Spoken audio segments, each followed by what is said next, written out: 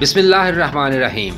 معزز ناظرین، ان camera session میں خوش آمدید۔ میں ہوں آپ کا میزبان احمد خلیل جازم۔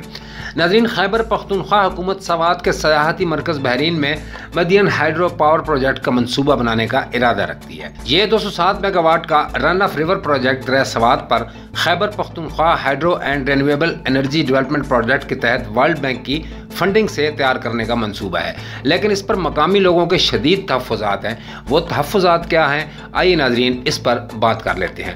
ورلڈ بینک کی ویب سائٹ پر موجود مدین ہائیڈرو پاور کے ماحولیاتی اور سماجی اثرات پر مبنی جائزہ رپورٹ بتاتی ہے کہ اس پروجیکٹ کا علاقہ 3 بڑے پہاڑی سلسلوں یعنی کوہ ہمالیہ، کوہ ہندوکش اور کوہ کراکرم کے سنگم سے جڑا ہوا ہے، جہاں دریا سوات اور اس کے معاون دریا گہری اور تنگ گھاٹیوں سے گزرتے ہیں۔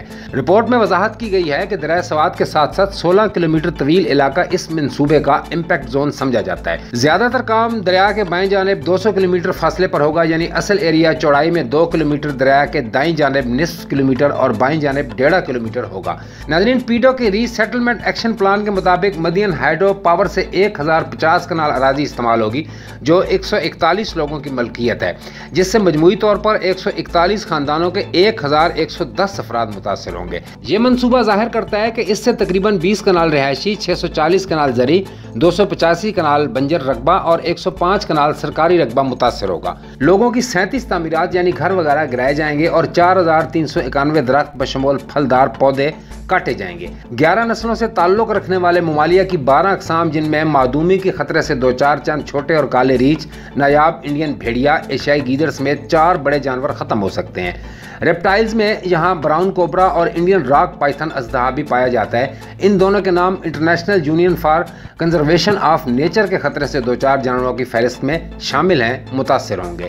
اس پروجیکٹ کی ماحولیاتی اور سماجی جائزہ رپورٹ کے مطابق مجوزہ منصوبے کے نواح میں 20 دیہات ہیں، جہاں 80,573 لوگ رہتے ہیں، جو تقریباً متاثر ہوں گے۔ ان میں 43% لوگ کاشتکار، 15% پرائیویٹ فارمر اور 13% مزدور ہیں۔ معروف صحافی عمر بادشاہ کا کہنا ہے کہ سوات کی بیشتر آبادی بحرین میں اس توانائی منصوبے پر شدید تحفظات رکھتی ہے اور دریا سوات بچاؤ تحریک کا اعلان کر چکی ہے، جس کا بنیادی مقصد حکومت سے یہ ہائیڈرو منصوبہ ختم کرانا ہے۔ ورلڈ بینک کی رپورٹ خود تسلیم کرتی ہے کہ ہائیڈرو پاور کے لیے ٹنل بنے گی اور دریا کا رخ موڑ دیا جائے گا۔ علاقے کی معیشت برباد ہوگی تو غربت اور سماجی اور اقتصادی مسائل پیدا ہوں گے۔ ڈیم کا فائدہ تو ملکی اشرافیہ کو ہوگا، مگر اس سے یہاں کے عوام روٹی روزی کو محروم ہو جائیں گے۔ درال خوڑ، شانگلہ، دیر اور چترال میں بھی توانائی منصوبوں کے بیشتر ٹنلز کے لیے کھدائی کے نتیجے میں کئی چشمے خشک اور زرعی زمینیں بنجر ہو چکی ہیں، جس کا براہ راست اثر مقامی آبادی پر پڑا ہے۔ ناظرین، حکومت کو چاہیے کہ عوام کی امنگوں کے مطابق منصوبے کی تعمیر کو یقینی بنائے تاکہ مقامی آبادی کے خدشات دور ہو سکیں۔